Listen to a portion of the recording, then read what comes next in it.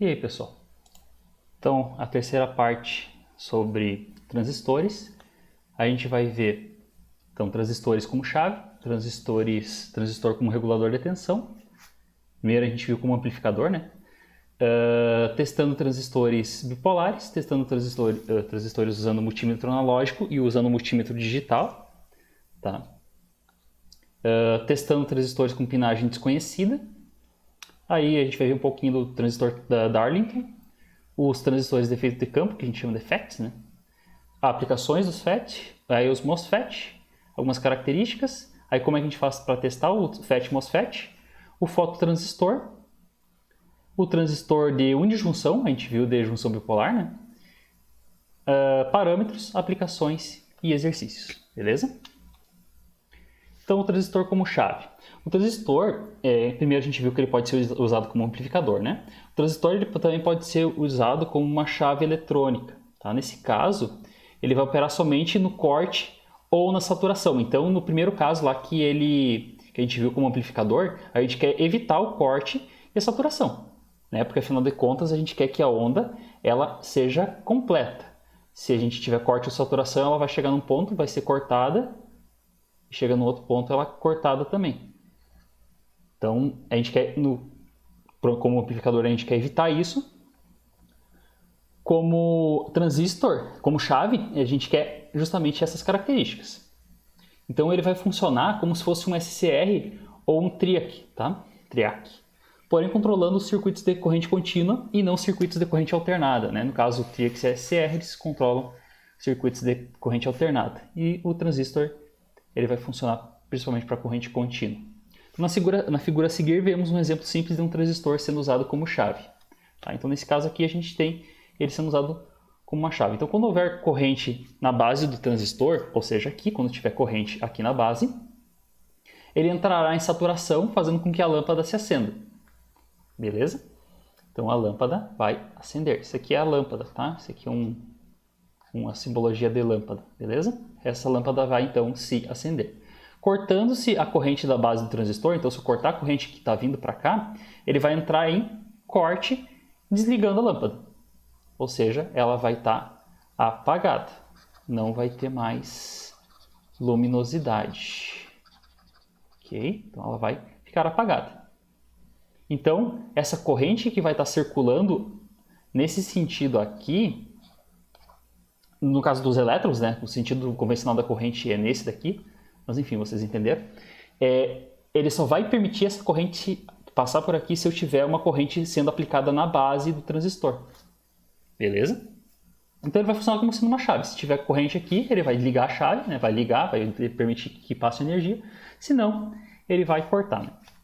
Esse mesmo método pode ser usado para acionar um relé ou qualquer outro circuito de corrente contínua que você queira ativar, bastando substituir a lâmpada por outro circuito. Então, eu quero ativar sei lá, uma lâmpada aqui, um LED, deixa eu ver, eu vou querer ativar, eu vou querer tocar um som quando algo específico acontecer. Então, quando algo específico acontecer, eu passo a corrente aqui para a base e aqui, daí, por exemplo, um buzzer da vida, né, um alto-falante, alguma coisa, ele vai produzir o som, por exemplo, um alarme, né, vai tocar esse som. Ok?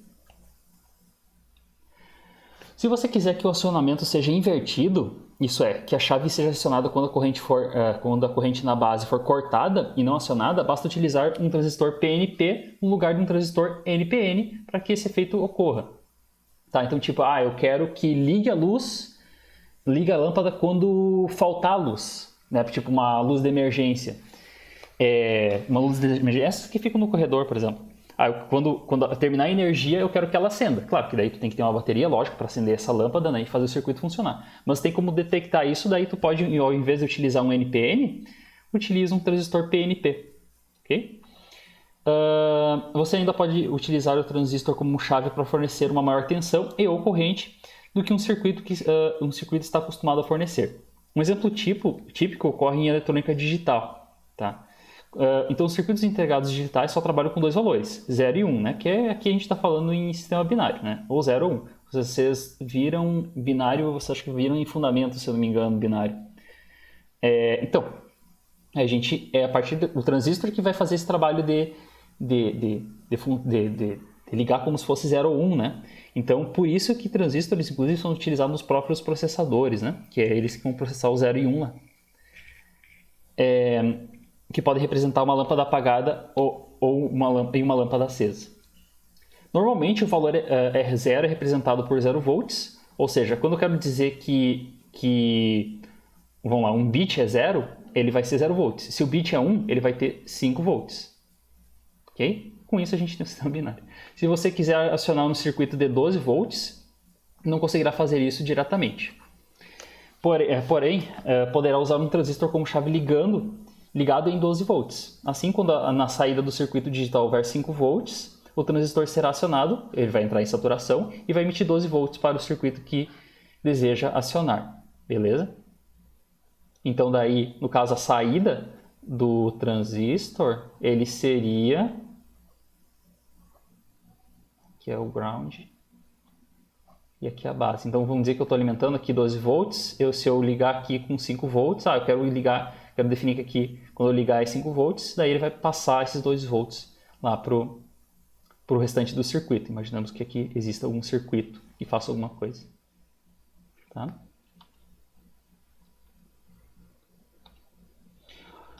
Outro exemplo está no caso de fornecer mais corrente. Então você poderia ligar um LED diretamente na saída de um circuito integrado digital para que o LED acendesse ou apagasse dependendo do estado da saída do circuito, 0 ou 1. Só que circuitos integrados digitais normalmente não fornecem a corrente suficiente para o LED acender e se você fizer isso poderá até mesmo queimar o circuito integrado. Circuitos integrados eles trabalham com voltagem, com tensão muito baixa, né?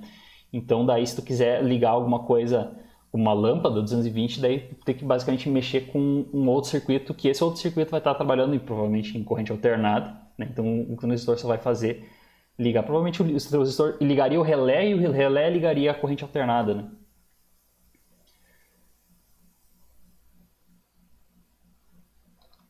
Uma solução é ligar o transistor... tá aqui. Então uma solução é ligar o transistor como chave na saída do circuito, ligando e desligando um LED, e a tensão da fonte do transistor pode ser o mesmo a tensão que alimenta os circuitos integrados de 5 volts. Ou seja, a alimentação do LED será fornecida diretamente pela fonte de alimentação do circuito e não pelo circuito integrado, né? Então, eu tenho o circuito integrado em um local, eu tenho um transistor em outro. E eu tenho que ligar um LED.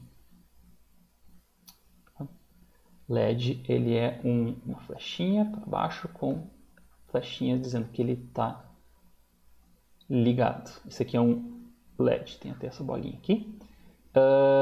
Então, ligado aqui, eu ligo ele diretamente na tensão da fonte de 5 volts para que eu acenda o LED. Beleza? Claro que eu vou ter que ter um resistor com certeza aqui para poder regular a tensão para o LED, né? E aí eu ligo esse circuito integrado, pode ser nesses 5 volts, mas eu baixo a tensão dele com resistores para baixar a tensão dele para funcionar nesse circuito integrado, circuito integrado, que daí ele vai dar o sinal vai dar o sinal aqui para a base do transistor, que aí sim ele vai ligar e desligar o LED que ele está sendo alimentado por essa fonte. Isso aqui vai estar ligado no ground, né?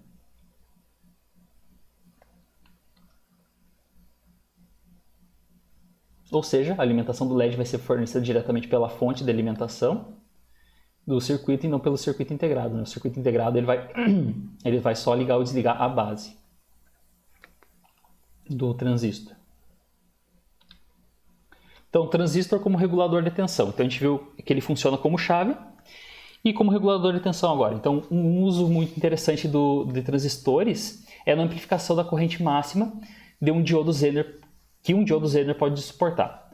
Por exemplo, um diodo Zener de 400 mW e 4,7 volts, ele suporta uma corrente máxima de 85 mA.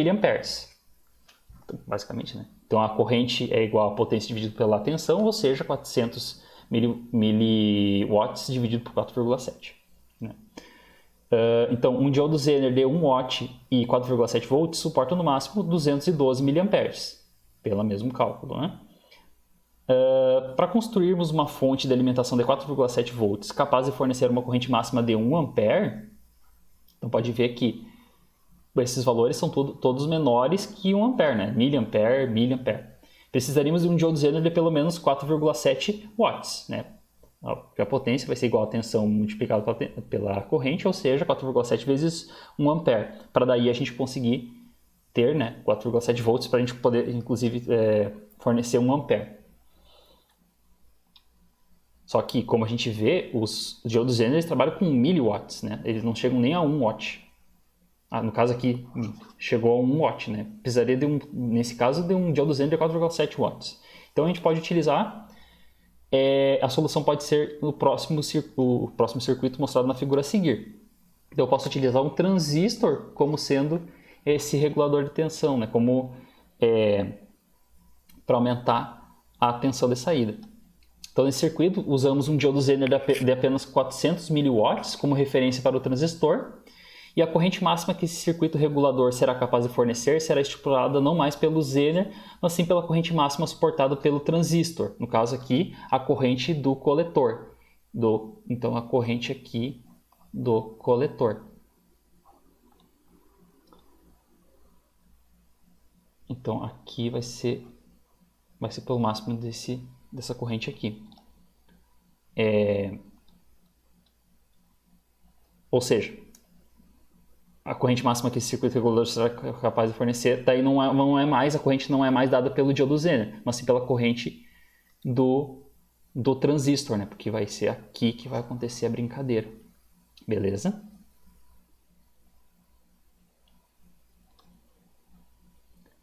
Como que a gente faz para testar, então, os transistores bipolares? Então, transistores bipolares, que é o que a gente já estudou até agora, assim como diodos, podem ser facilmente testados utilizando um multímetro na escala de resistência, no caso de multímetros analógicos, ou na escala de teste de diodos, no caso de multímetros digitais. Os multímetros digitais eles já têm uma parte específica para testar diodos, tá? Tem lá, tem um botãozinho lá que parece que tem assim, o símbolo do diodo com sonzinhos, enfim. E através dele a gente já consegue testar o diodo. Para efetuar esse teste, o transistor obrigatoriamente precisa estar fora do circuito, isto é, ele precisa estar solto na bancada, né? Então, eu quero testar um transistor, tu vai ter que tirar ele fora do circuito. Isso ocorre porque os resistores e demais componentes existentes no circuito vão alterar o resultado, fazendo com que o resultado lido pelo multímetro seja falso, tá? Então, esse transistor está soldado na placa, tem que soldar para poder testar, né? De soldar o transistor, testar e depois, se ele estiver funcionando, tem que colocar de volta. Tem essa brincadeira. Então você deverá desligar o circuito antes de remover o componente. Lógico, né? Vocês não vão querer... Apesar que é um choque vocês não vão tomar, mas a não ser que vocês estejam trabalhando com uma tensão alta. Mas enfim, normalmente não é o caso. Então tem que desligar o circuito, tirar o transistor, né? E como o transistor possui duas junções PN, ele pode ser testado como se fossem dois diodos, né? Então, como ele tem 3 perninhas e ele é NPN ou PNP, tá? Para esse caso não faz diferença, mas é só a gente testar o seguinte, ó. O transistor é como se fosse dois, isso aqui é um diodo e isso aqui é um diodo. Então a gente pode testar essa parte como um diodo e essa parte como um diodo, tá? Como se fosse dois diodos. Então, antes de começar o teste, o ideal é você saber se o transistor é NPN ou PNP e também a sua pinagem, mas é possível testar os transistores não sabendo a pinagem, como a gente vai explicar mais para frente. Tá? Afinal, que nem a gente tinha comentado lá na primeira aula, esse aqui pode ser coletor, base, emissor, mas isso não quer dizer, tá? Pode ser diferente. Apesar de utilizar o mesmo encapsulamento, pode ser que seja um outro transistor, pode ser base, emissor e coletor, entendeu? Então, isso pode mudar. Então, o teste de um transistor não é tão simples quanto o teste de um diodo, possui várias etapas, lembrando que as ponteiras do multímetro analógico possuem polaridade invertida, tá? No caso do multímetro analógico. Então, é claro que depois que você ter pego prática, o teste ocorre rapidamente. Para facilitar, elaboramos um roteiro passo a passo para o teste de transistores com multímetros analógicos e multímetros digitais. Então, a gente tem aqui o passo a passo de como fazer. Então, vamos lá, com o multímetro analógico.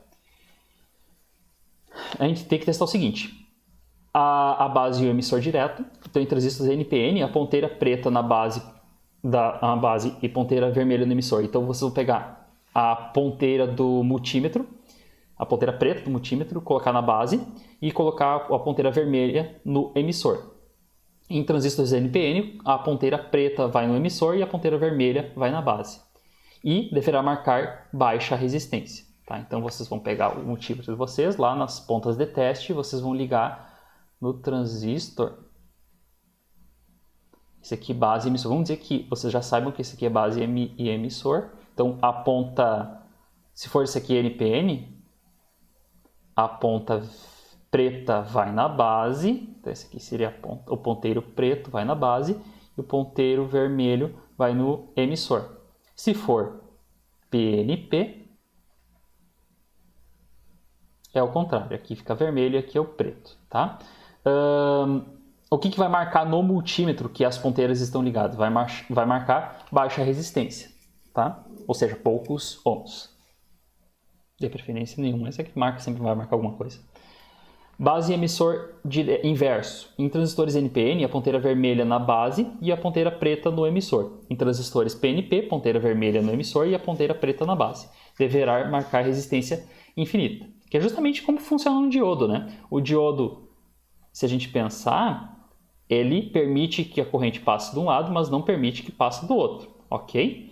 Pois então, ou seja, se a gente colocar corretamente, se a gente colocar no direto aqui, ou no inverso, enfim, se a gente marcar aqui, no direto, a ponteira preta, vou dizer aqui, que daí é ponto de vista, mas enfim, como aqui ele permite passar corrente, a resistência aqui é perto de 0 ohms. Agora, se eu estou ligado inverso, se ele está inverso aqui, a resistência tem que ser infinita.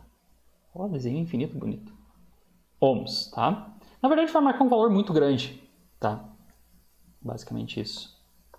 No caso do multímetro analógico, ele deve marcar, a ponteira dele deve ir até o final, né?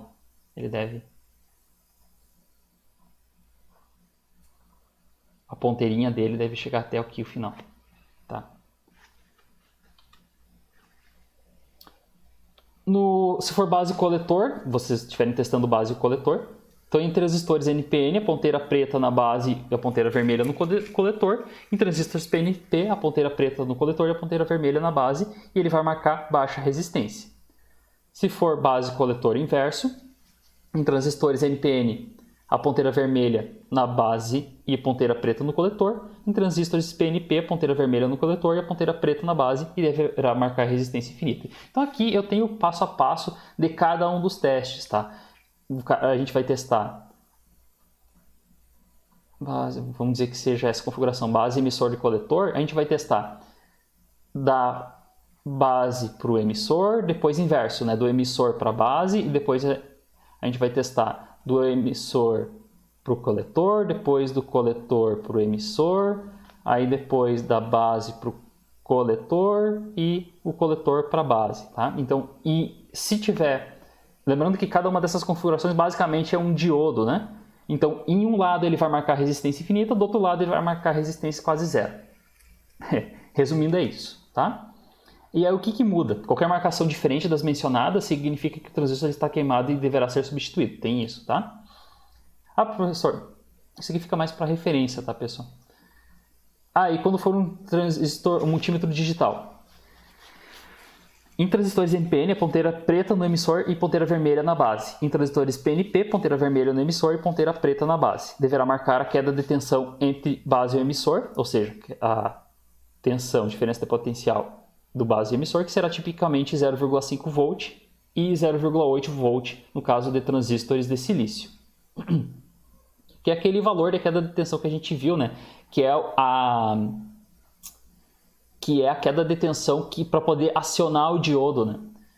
Apesar dele permitir que a corrente passe para o lado de cá, ele tem que ter um certo valor de tensão para ele poder ativar isso, que é entre 0,5 e 0,8, tá?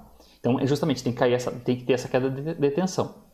Agora, quando a gente estiver ligando inverso, ou seja, basicamente a gente vai testar do lado do negativo para o positivo, ele tem que marcar infinito, porque justamente ele não pode permitir que passe corrente, né? Essa é a ideia. Basicamente, e outra coisa, as ponteiras vão mudar, tá? A ponteira vermelha vai ir na base e a ponteira preta vai ir no emissor, no caso do multímetro digital, porque ele é inverso, tá? do multímetro analógico. Então é basicamente isso que muda. Tá? Então, por exemplo, agora a base coletor direto, aí tem onde que vai cada... E o que ele vai marcar? Deverá marcar a queda de tensão entre a base e o coletor, que será tipicamente 0,5 e 0,8, no caso de transistores de silício. E, se for inverso, vai marcar infinito. No emissor e coletor, tanto transistores NPN quanto PNP, a ponteira vermelha no emissor e a ponteira preta no coletor, e deverá marcar no infinito. Então, emissor coletor inverso, tanto o transistor NPN quanto o PNP, a ponteira preta no emissor, a ponteira vermelha no coletor, e deverá marcar infinito. Beleza? Porque justamente daí que vem uma diferença, né? A gente está testando... Esse último caso a gente, por exemplo, NPN, tá? O primeiro caso, base emissor, base coletor, tá? Então vamos dizer que esse aqui seja... Vamos dizer que esse aqui seja coletor, base e emissor, ok? Então no primeiro caso a gente testa base coletor direto e inverso, depois a gente testa base emissor direto e inverso, e depois a gente vai testar o coletor e o emissor direto e inverso. Qual que é a questão? Como aí que é a diferença, né, de um transistor para um diodo, no transistor nós temos a parte do material positivo, né?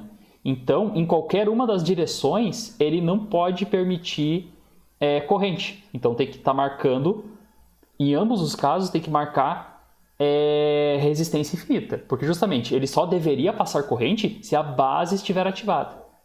Entenderam?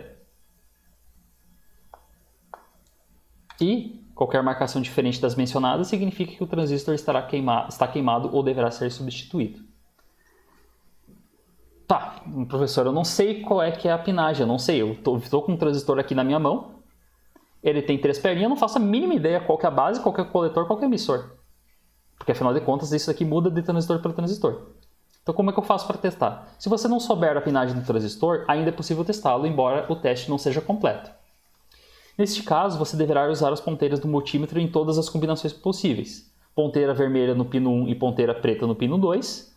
Vermelha no 1, preta no 2. Ponteira preta no pino 1, daí tu inverte aqui, aí tu bota aqui, fica preto e vermelha, depois tu inverte, aí vermelho e depois preto, aí depois tu testa vermelha no pino 2 e ponteira preta no pino 3, preta no 2 e vermelha no 3, né, tu inverte, vermelha no pino 1 e preta no pino 3, preta no pino 1 e vermelha no pino 3, tá? Ou seja, a gente testa todas as combinações.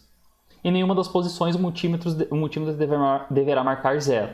Se isso ocorrer, significa que o transistor está queimado. Então, na verdade, é mais fácil testar dessa forma aqui, né? Da mesma forma, claro que ele não, entretanto, ele não é completo. Da mesma forma, se em todos os testes o multímetro marcar infinito, significa que o transistor vai estar queimado também. Ok? Se ele tiver tudo marcando 0, significa que eu não tenho... que a parte da história do diodo ele não está funcionando, está passando corrente tanto para cá quanto para cá. Então, não adianta um transistor funcionar assim. E se tiver infinito, significa que nenhuma corrente não pode passar nem para cá e nem para cá. Então, também não adianta, né? Um circuito tem que funcionar em algum momento, né? Muito bem. Transistor Darlington. Então, o transistor Darlington ele consiste em 2 transistores ligados em cascata e um só encapsulamento, ou seja, ele vai ser, apesar de ter 2 transistores, ele vai ser no mesmo encapsulamento, tá? No mesmo formatinho lá. Onde aqui nós temos o coletor, que limita os 2 coletores, uma base e um emissor. Fisicamente falando, o transistor Darlington possui o mesmo aspecto de um transistor de potência tradicional. Sua construção interna permite obter um ganho maior de corrente, sendo, portanto, um transistor de alta potência. Justamente porque eu tenho dois coletores aqui e eu estou aumentando a potência desse transistor.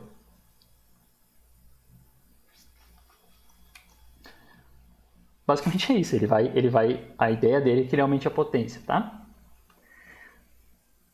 O transistor de efeito de campo, ou também conhecido como FET, Field Effect Transistor, ou transistor unipolar, então a gente viu até o momento, né, transistores bipolares, né? Ou seja, entre eles há uma camada ou positiva ou negativa, dependendo se é NPN ou PNP, né? NPN ou PNP, mas a ideia por enquanto é que sempre tem um transistor no meio, sempre uma camada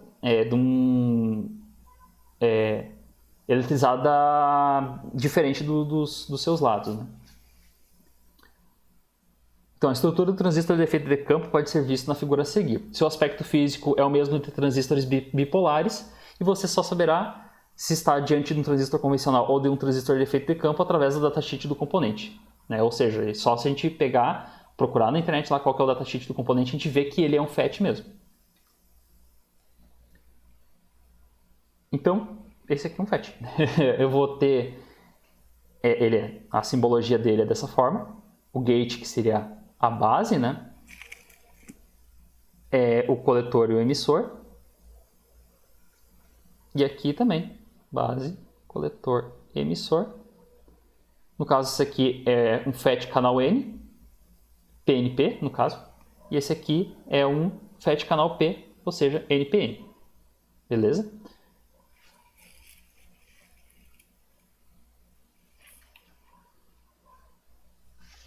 O FET ele possui três terminais como um transistor convencional, só que eles são chamados source, fonte, drain, dreno, e o gate, portão. Esses três terminais, deixa eu até ver se eu fiz certo, source.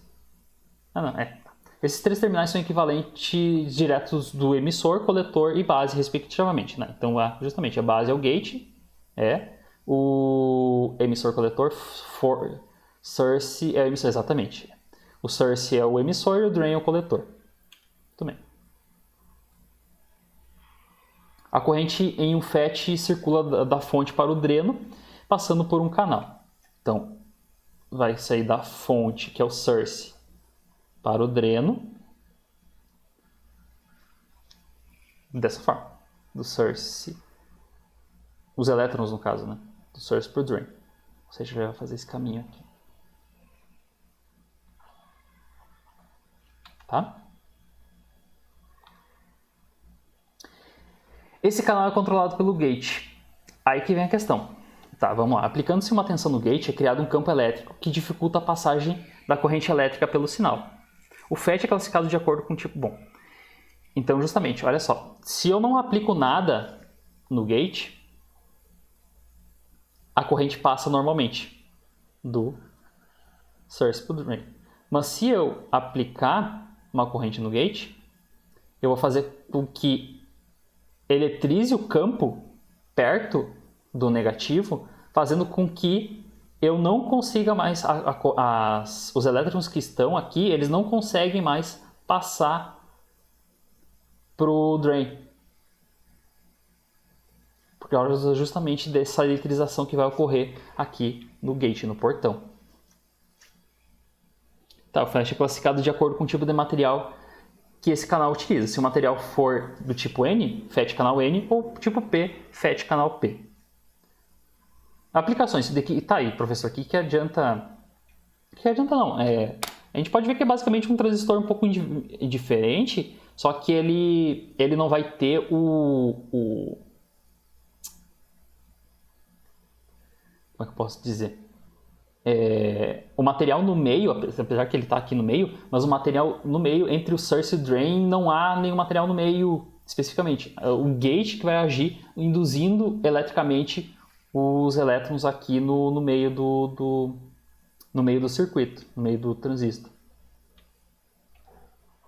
Então, aplicações. As aplicações típicas de um FET são as mesmas de um transistor convencional. como amplificador ou como chave. O FET, no entanto, ele apresenta algumas grandes vantagens sobre os transistores convencionais, que são os transistores bipolares, né? Qual que são as vantagens? Ele vai ter uma alta impedância de entrada, na ordem de 100 megawatts, não, mega ohms. Baixíssimo nível de ruído, pois é praticamente imune a interferências. Maior estabilidade térmica e menor consumo. Ou seja, ele é muito bom. A alta impedância permite criar amplificadores de vários estágios muito mais facilmente do que ocorre com transistores bipolares. Na figura a seguir, nós vemos um circuito de amplificador típico usando o FET. Repare que não há muita diferença para o amplificador usando um transistor de junção. Então aqui nós temos basicamente aquele mesmo desenho lá da aula passada de um amplificador. O que muda, basicamente, é que aqui eu não tenho um transistor bipolar, eu tenho um FET. Ok? Então se tiver gate, drain, source. Tá? Portão, dreno e fonte. Ok? Nesse caso aqui a fonte é a fonte de elétrons, né? Porque ele está ligado no ground, está ligado no negativo. Tá?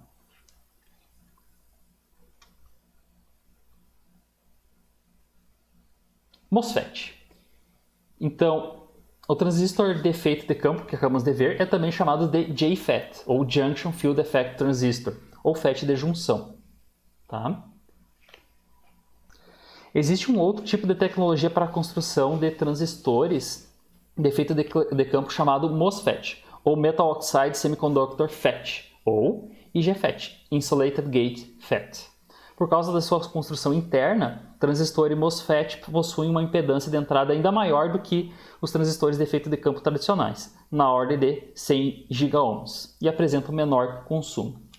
Internamente, a grande diferença entre o FET e o MOSFET é o uso do óxido de silício. MOS significa Metal Oxide Semiconductor, ou o semicondutor de óxido metálico, no segundo. Tá? Ou seja, isso a gente tem no MOSFET.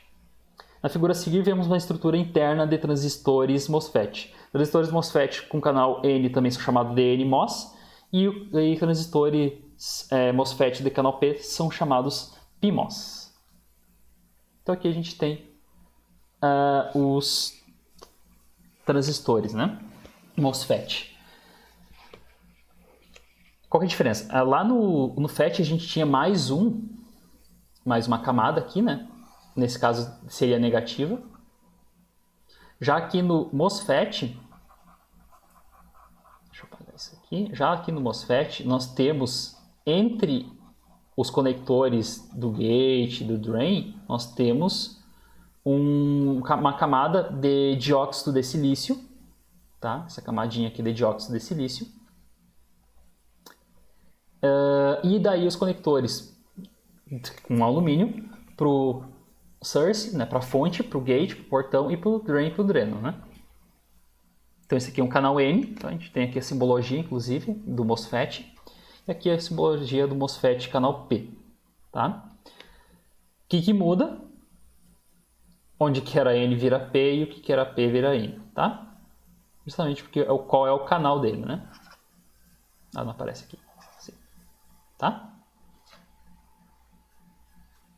Características. Assim como ocorre com transistores bipolares e diodos, as características dos transistores FET e MOSFET podem ser vistas no datasheet do componente. Justamente, né? Tudo a gente vai voltar sempre para o datasheet. De todas as características presentes, gostaríamos de destacar as seguintes. Quais características são importantes nos FET e MOSFET? Corrente máxima do dreno, ou ID, é a corrente máxima suportada pelo transistor. Tá? A corrente máxima, tem figura... A corrente máxima do dreno, né? Que seria parecido com o IC, né? A corrente máxima do coletor. Resistência dreno-fonte, quando o transistor está conduzindo. Então vai ter uma resistência entre o dreno e a fonte, entre o drain e o source. Entre o drain e o source vai haver essa resistência, tá? Quando ele está conduzindo. Indica a resistência do transistor quando ele está conduzindo. Quanto menor esse parâmetro, menor será o consumo do transistor para o seu funcionamento, né? Porque, afinal, quanto maior for a resistência desse caminho, maior a resistência, mais ele vai esquentar, né? Maior efeito Joule. E na verdade, a maior parte da potência também está sendo dissipada, né? Ela não está servindo para amplificar, enfim. Outra característica importante é o derating. Assim como diodos, os transistores e transistores bipolares, a capacidade decorrente de transistores FET e MOSFET ela é limitada pela temperatura do componente. Tá? Isso vale para todos os componentes. Felizmente, atualmente, a maioria dos fabricantes tem se conscientizado da importância disso e divulgado a corrente máxima suportada pelo transistor, né, ID, não só a 25 graus, mas também a 100 graus. Porque justamente assim, ó, é difícil tu ter um circuito que vai estar operando somente a 25 graus. Tá? Normalmente tu vai ter esse circuito dentro de uma caixinha e essa caixinha provavelmente não vai estar num lugar muito favorável climaticamente. Então, vão chegar a temperaturas muito maiores do que 25 graus. Tá? Então, pelo menos os caras estão começando a colocar esses valores com temperatura maior. De qualquer forma, o datasheet normalmente apresenta a curva de rate do transistor. Só para um exemplo real de como a temperatura influencia tremendamente na corrente máxima suportada, considere o transistor MOSFET SPA16N50C3.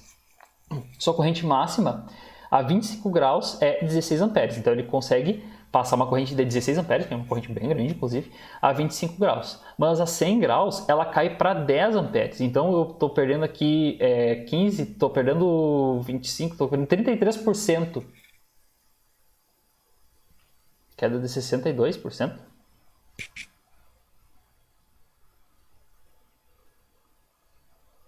Tira 6 de 10, não é 62%. Ok, tudo bem. Mas cai, que esse é importante, ele vai cair a corrente máxima suportada, beleza?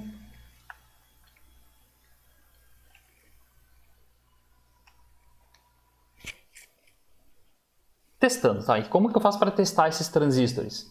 O teste de transistores FET e MOSFET deve ser feito como descrito anteriormente lá nos transistores.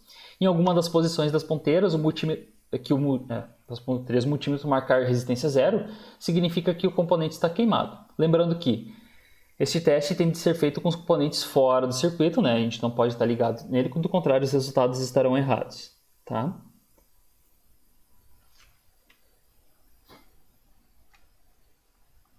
Fototransistor.